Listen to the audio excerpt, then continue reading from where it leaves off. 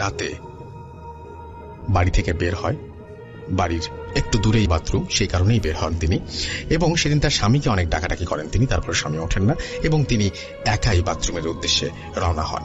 এবং হঠাৎ করেই তিনি দেখেন যে চারিদিকে শব্দ টব্দ সবকিছু বন্ধ, নিস্তব্ধ একটা পরিবেশ। কিছুক্ষণ পর টয়লেটের ভেতর থেকে তিনি শুনতে পান দূর থেকে কেউ আসছে, পাতার উপর খসখস শব্দ।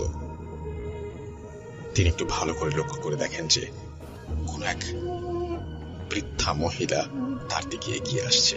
কাছে আসতেই তিনি টয়লেটের ভেতর থেকে দেখতে পান যে ওইটি একটি বৃদ্ধা মহিলা, যিনি 2 মাস আগে হারিয়ে গেছেন বা তার কোনো সন্ধান পাওয়া যায়নি বা তিনি মারা গেছেন। তারপর ওই দাদি ওনার টয়লেটের দরজায় খুব জোরে জোরে ধাক্কাতে শুরু করেন। উনি দরজার কোনো একটা ছিদ্র ছিল যেখান দিয়ে তিনি দেখতে পান, এবং দরজা ধাক্কা ছিল এবং তিনি বলেন যে তার খুব ক্ষুধা লেগেছে এবং তিনি তার বাচ্চাকে খেতে চান। অনেক দিন নাকি তিনি কিছু খাননি। এটা শুনে সেই অন্তঃসত্ত্বা নারী অজ্ঞান হয়ে যান। এদিকে তার স্বামী তাকে বিছানায় না পেয়ে খুঁজতে গিয়ে দেখেন তার স্ত্রী টয়লেটের ভেতরে পড়ে আছেন। তারপর হয়তো ভয় পেয়ে বা অন্য কোনো কারণে তার বাচ্চা সত্যি সত্যিই মিসক্যারেজ হয়ে যায়।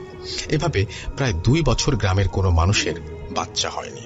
যেই নারী অন্তঃসত্ত্বা হতো, কোনো না কোনো ভাবে সে ক্ষতিগ্রস্ত হতো, বুড়িকে দেখতে পেত, এরকম একটা ব্যাপার ঘটতো তার সাথে। এটা যদি একজনের হতো তাহলে ব্যাপারটা হয়তো স্বাভাবিক একটা ঘটনা মনে হতো বা একটা বিচ্ছিন্ন ঘটনা মনে হতো।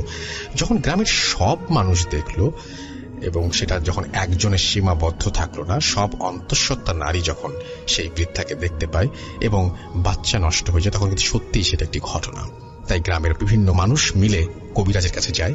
একজন কবিরাজ আমাদের গ্রামে এসে বলে গ্রামে কোনো বদ জিনের নজর পড়েছে। তারপর তিনি গ্রামটিকে বন্ধ করে দেন। তারপর প্রায় 2 বছর 5-6 মাস আর কোনো সমস্যা হয়নি। ঠিক এতদিন পর এই সময়ে যাদের বাচ্চা জন্ম নিয়েছিল তারা সবাই ঠিকঠাক মতো তাদের বাচ্চা প্রসব করতে পেরেছেন।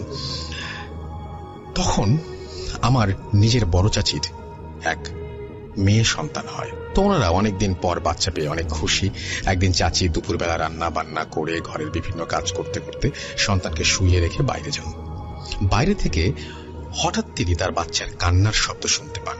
দৌড়ে এসে দেখেন তার বাচ্চার পেটের মাংস কেউ যেন ছিঁড়ে খেয়ে চলে গেছে, আর পেট থেকে প্রচুর রক্ত বের হচ্ছে, আর বাচ্চার নাড়ি ভুড়ি সব চারিদিকে ছড়িয়ে ছিটিয়ে আছে।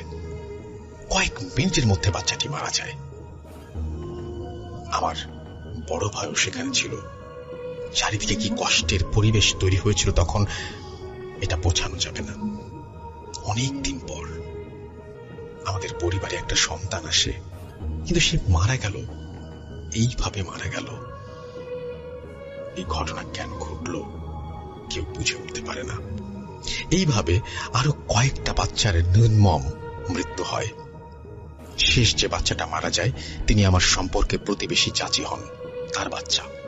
তিনি ঘটনার দিন বাইরে থেকে ঘরে ঢুকতেই দেখেন তার বাচ্চাটিকে ওই বৃদ্ধা মহিলা তার মাথা বাচ্চার পেটের মধ্যে ঢুকিয়ে দিয়ে কামড়ানোর মতো করে কিছু একটা খাচ্ছে। এই ঘটনা দেখে তিনি অনেক জোরে জোরে চিৎকার করেন। আশেপাশের মানুষজন কি হলো ব্যাপারটা দেখতে আসে, আর ওই চাচি ওনাদের সব খুলে বলেন। তখন গ্রামবাসী ভাবে বৃদ্ধা মহিলা হয়তো এখনো বেঁচে আছে এবং তিনি এই কাজগুলো করছেন। তারপর গ্রামে একটা মিটিং ডাকা হয়। সেই মহিলাকে ধরতে হবে, অর্থাৎ সেই বৃদ্ধাকে ধরতে হবে। 10-15 জনকে দায়িত্ব দেওয়া হয় এবং